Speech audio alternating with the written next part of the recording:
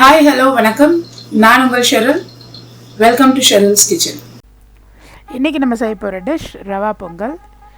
இது ரொம்ப ஈஸியாகவும் சீக்கிரமாகவும் செஞ்சிடலாம். எப்படி செய்யலான்னு பார்க்கலாம் வாங்க. இதுக்கு ஆஸ் யூஷுவலாக சிறுபருப்பு, பொங்கலுக்கு வேண்டிய எல்லாமே சேர்த்துக்கணும். அரிசிக்கு பதிலாக நம்ம இதில் ரவையை சேர்த்து செய்கிறோம், அவ்வளோதான்.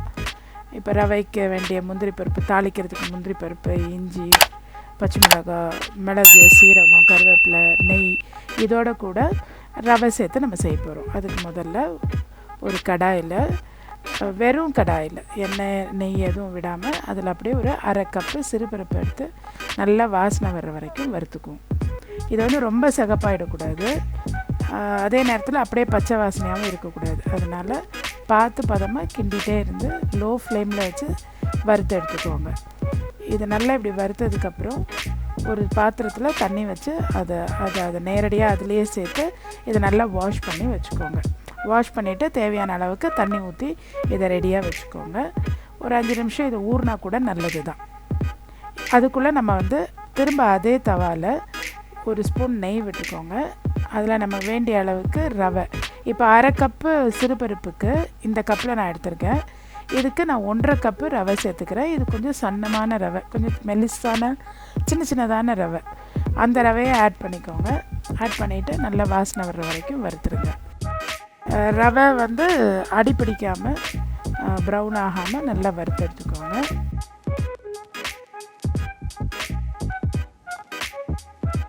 இப்போ நம்ம ஊற வச்ச அந்த சிறுபருப்பை எடுத்து அடுப்பில் வச்சு தேவையான அளவுக்கு தண்ணி விட்டு அதை நம்ம கொதிக்க விட்டுடலாம். இது நல்ல ஒரு 10 நிமிஷம் போல் அப்படியே கொதிக்கணும். இதுக்கு குக்கருக்கு மூடியெல்லாம் போட வேண்டாம், அப்படியே ஓப்பனாகவே வச்சு நல்லா கொதிக்க விடுங்க. பட்டுன்னு வெந்துடும். சிறுபருப்பு ஏற்கனவே நம்ம ஊற வச்சுருக்குறோம். ரெண்டாவது இந்த பருப்புக்கு ரொம்ப நேரம் எடுக்காது. இப்போ பாருங்கள், மூடி வச்சுருக்குறோம், அப்படியே வெந்துருச்சு, நல்லா வெந்துருச்சு பாருங்கள், நல்லா குழைய வெந்துருச்சு. இப்போ இதில் நம்ம என்ன செய்கிறோன்னா ரவைக்கு ரவை ஆட் பண்ணணும், அதுக்கேற்ற தண்ணி. இதில் ரவைக்கு 2 டைம்ஸ் தண்ணியும் ஊற்றலாம், 3 டைம் தண்ணியும் ஊற்றலாம். அதாவது 1.5 கப்புக்கு 3 கப் தண்ணியும் விடலாம், 4.5 கப் தண்ணியும் விடலாம். கொஞ்சம் இன்னும் தளர்வாக வேணும்னா 4.5 கப் விட்டுக்கோங்க. நான் 3 கப் தண்ணி தான் விட்டுருக்கேன். இதை நல்லா கொதிக்க விடுங்க. அது ஒரு கொதி வந்த உடனே இப்போ நம்ம வறுத்து வச்சுருக்கிற இந்த ரவையை இது கூட ஆட் பண்ணிக்கோங்க. உப்புமாவுக்கு நம்ம எப்படி கைவிடாமல் கிண்டிகிட்டே இருப்போமோ அதே மாதிரி தான் இதுக்கும் கிண்டிகிட்டே இருக்கணும். அப்படி கிண்டாமல் விட்டிங்கன்னா அங்கங்கே கட்டியாக பிடிச்சிடும். அப்படியே நல்லா கிண்டி எடுத்துக்கோங்க. இது நீங்கள் கொஞ்சம் கொதிக்கும்போது கொஞ்சம் சிம்மில் வச்சுக்கோங்க, ஏன்னா அது மேலெல்லாம் தெரிக்கும்.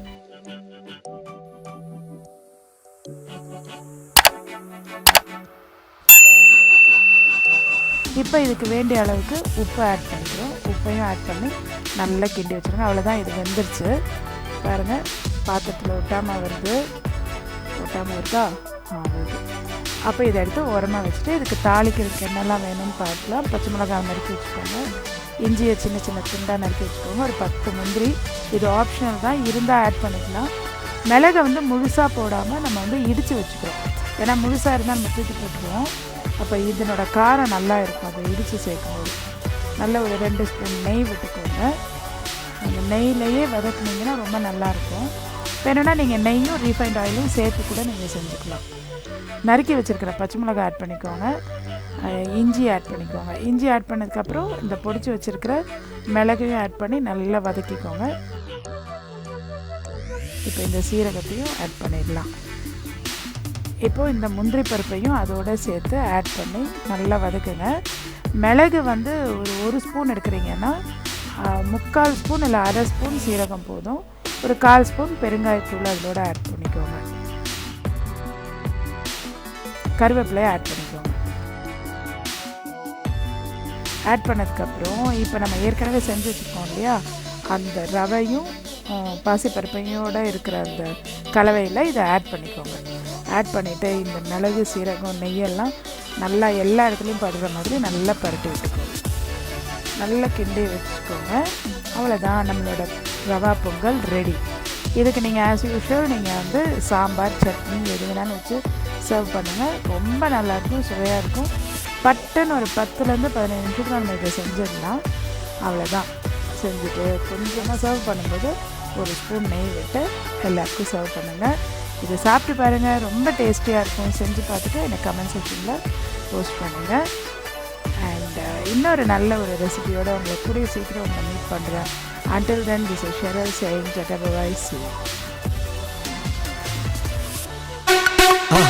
மறக்காம சர்ப்ரைஸ் பண்ணுங்க. Thank you.